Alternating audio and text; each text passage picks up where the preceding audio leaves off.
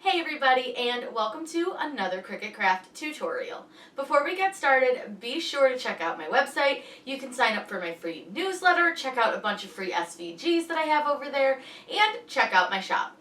It's just CorinneBlackstone.com. Today's video is a really fun one, super easy, real quick, and you can do this with the whole family. I love this craft because it's inexpensive and you can really make it your own. We're going to make a tie-dye canvas, and all you're going to need are just a few supplies. You're going to need your canvas, some permanent adhesive vinyl, transfer tape, a squeegee, and some spray tie-dye. I got this off of Amazon and it is really nice. I've used it quite a few times and I'm really pleased with the results, and you can see how bright and fun it came out here on our canvas. I'll link the design that I used below as well for this in case you want to do this one too. I just thought this one was really fun and will look super cute in my craft room. So let's get started. I'm so excited to make this craft with you guys. Whatever we would do, we do it just for fun. Starting here in Cricut Design Space, we are going to upload the image that we want to use, which I got from my Design Bundles Plus membership. So what I'm going to do is click Upload Image and then Browse. So I need to find the folder that I put this in, and I put it under my craft quotes. And this one is the Crafter's Gonna Craft, so we're going to go ahead and open that. Now with this, you're going to want to use the one that shows as an HTML document. In my case, it's a Microsoft Edge file, but it may be Google Chrome, Safari, something like that, but that is your SVG document. Go ahead and open that. Looks good, so let's go ahead and click Upload.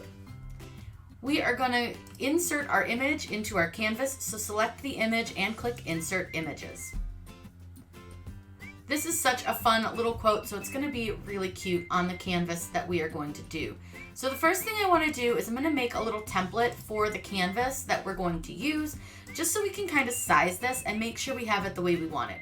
So I'm going to click the little unlock in the lower left-hand corner, and our canvas is 11 inches wide and 14 inches high. Now, we can't quite get the whole canvas into our frame, so down in the lower left-hand corner, I'm just going to zoom out to 75%. That way I can see the entire image. Right-click on your rectangle and click Send to Back. Now we can kind of figure out how we want this to sit. Now we can always kind of change this and make it actually the other direction, so we can go 14 inches wide and 11 inches high and see if maybe we like that layout a little bit better, and I actually think I do. I think that looks a little bit nicer.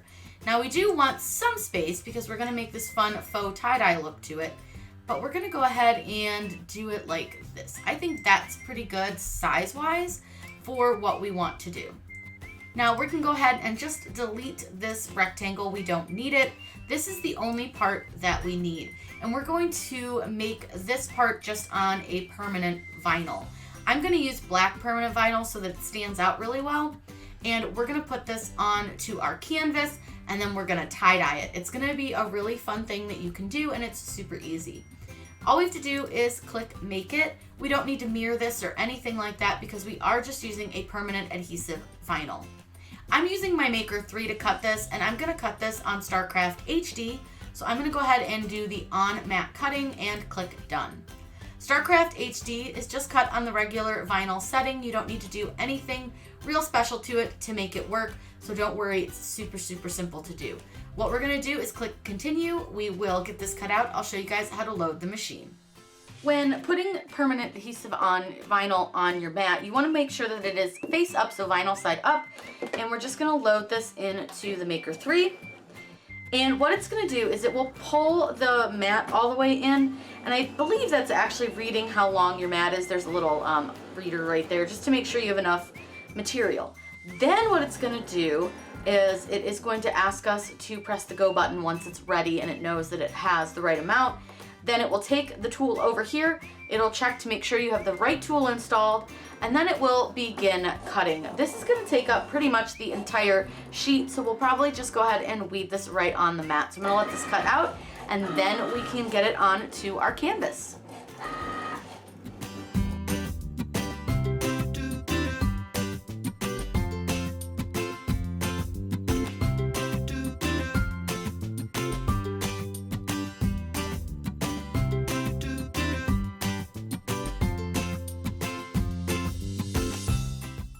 now that it's done cutting, we can go ahead and just press the unload button, and I'll get the machine out of the way so that we can go ahead and weed this. So we want to just weed the background off. Now there is quite a bit down here at the bottom left over that would be good for a scrap. So I'm going to go ahead and unload this from my mat. And I like to roll my mat off of my vinyl because my mat's pretty sticky. This is a pretty new mat. So rather than taking the vinyl off the other way because it'll curl your vinyl, you can just kind of do it this way and then your vinyl doesn't curl. See how nice and flat that lays? So I do always recommend keeping your plastic cover that goes on to your mat. It helps keep any dust and debris off of it. And we're gonna go ahead and cut this little bottom off. I like to save any kind of scraps that I can if they're useful scraps. I don't save little bitty pieces because that just seems like a waste to me, but I do like to save anything useful. This would be perfect for like a name or something, so I will hold on to that. So let's go ahead and weed this off. And this is, again, the StarCraft HD. This is in black glossy. And I'm gonna go ahead, and what I do, I like to kind of trim my weeding down a little bit. So instead of weeding all these big, huge pieces, I like to weed in smaller sections when I'm doing something large like this. So I'll just sort of trim it off at the bottom of the letters, and that way I'm only kind of weeding the top portion of the design first, and then I'll come back and do like another section. That way you're just not having to try to control as much vinyl with it not like sticking to everything. So it just makes it a little bit easier. That's kind of my little tip. So I'm gonna go ahead and get this weeded, and then we can put it on our canvas.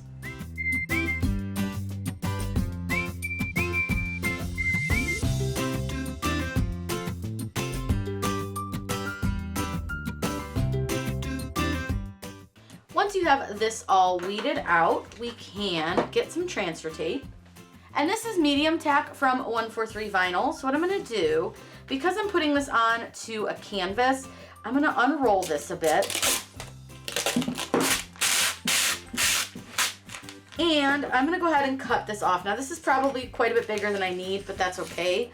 I'd rather have it a little too big, because what I need to do first is I'm gonna take my hands and I'm just going to de-stick the transfer tape a little bit before we put it on to our vinyl. So you can use your hands. Another quick trick that you can do is actually just stick it to your table. That'll de-stick it a bit, and just peel it right off. You just want to get it a little less sticky than what it was at one point, because it can be a little bit curious to try to stick a really sticky transfer tape to your canvas. So I just like to de-stick it. You can stick it to your shirt, to your table, whatever. If I stick it to my shirt, I'm gonna end up with some cat hairs, but that's okay. We're gonna go ahead and stick it on our shirt real quick.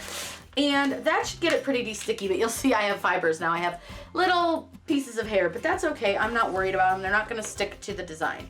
So I'm gonna go ahead and set my design down, and we'll go ahead and squeegee this down using the burnishing, which is just basically pressing it. And I like to just press from the back, real easy. And before we go ahead and take this off our transfer tape, we will open up our canvas. This is an Arteza canvas. You could do this as a reverse canvas if you wanted to, but because we're gonna be doing a fun tie-dye to this, I don't want to do that. I just wanna do it like a regular canvas because I want as much of the tie-dye to show as I possibly can. So there is our canvas. So now what I'm gonna do is take my design and carefully peel it off of our backing. So I'm gonna take the backing, and I like to peel the backing off just like this, real easy. I like to go backwards instead of forwards. It's just a little bit simpler if you peel the backing off. So now what I'm gonna do is go ahead and flip this over. And the nice thing is this isn't gonna stick right away, so it gives you time to really figure out where straight is, where you want it to sit, and things like that. Now, my other trick is I'm gonna flip this over this direction, and I'm actually gonna burnish this from the back because this doesn't sit on the frame, this design. So it's really easy just to burnish it from the back. So I'm giving it quite a bit of pressure with my squeegee, and you'll see that I'm going in all the directions and just gently, and I would say gently, but not really gently, pretty heavily pressing it down. Once you've done that, you can come back over to the front of your design, and again, you'll see that there are cat hairs and whatnot, and you'll see that it still kind of wants to lift. That's okay. It doesn't really love to stick to this, and that's fine. We're not gonna probably leave this on here, so it's not a big deal. We are just using this as a quick stencil. Unless I love it, and then maybe we'll change it up a little bit. But you can just use this as a stencil, and I'll show you guys what I mean when we go to put the tie-dye stuff on, because it's gonna look really, really cool. So we're gonna go ahead and just gently peel this off. And you'll see that I'm going slow, and I'm going at like a really sharp angle. And as I'm going, I'm making sure that my letters are staying down. Now I wanna go in small sections as I do this. If you'd like to trim off your transfer tape as you go, you can absolutely do that.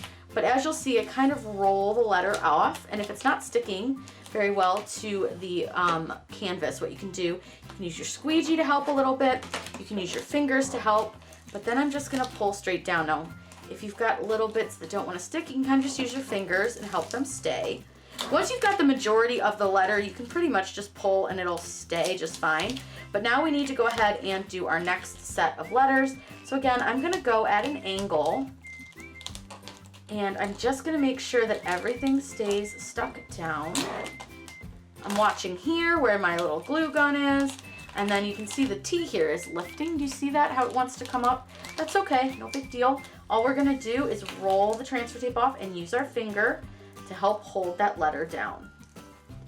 And then we're just gonna do that to all the pieces. So I'm gonna go ahead and finish getting our transfer tape off gently. Oop, we lost the heart over here. And then I'm gonna show you guys how we're gonna tie-dye this. I recommend doing this outside and especially in the grass, but what you wanna do is shake each of your colors up and then do a little test spray to the side. I just sprayed my grass, and then spray them in any kind of design that you want. I kind of went in a diagonal, and I wanted to try to kind of ombre them and get them to blend a little bit. So I sprayed just a little bit over each color. So where the red was, I sprayed a little bit of orange on top, then a little bit of yellow, and I kind of made them ombre. Now this does kind of cover your vinyl, but I did find that once it was dry, that it really didn't affect the black vinyl in any way. I think if you did this with white or other colors, you would see the color of your tie-dye spray on top of your vinyl. But using black worked really, really well. This was super easy. I let it sit outside in the sun for about an hour to fully dry. And once it was fully dry, it is good to go. You can hang it on your wall. You can enjoy it.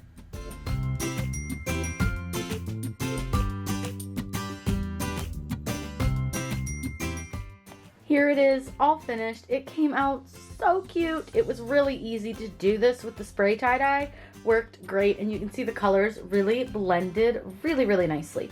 I left this out in the sun for about an hour to dry. That way none of the paint would drip, because it really doesn't seem to soak into the canvas, which is a good thing. So I'm gonna go ahead and flip this over so you guys can see the other side. See how it's not at all colored on this side, except where it dripped a little bit right down there? That is just because it doesn't soak into the canvas. So I really, really liked it. I decided I was going to leave the black on it because I actually really prefer that. I think it looks really cute, and it was really easy to do. This is such a fun craft that you could do with lots of different ideas and options. I feel like the possibilities are endless, and this would be great to do with the family, a cool summer craft, and it was just really fun. Look, I just love how the colors blended so easily. This was really very not messy, which I love. This part right here is so pretty, and I just think it came out great. If you guys have any questions, please let me know in the comments down below. I'll link everything that I used for this video down below for you guys as well. I hope you guys have a wonderful day, and happy crafting!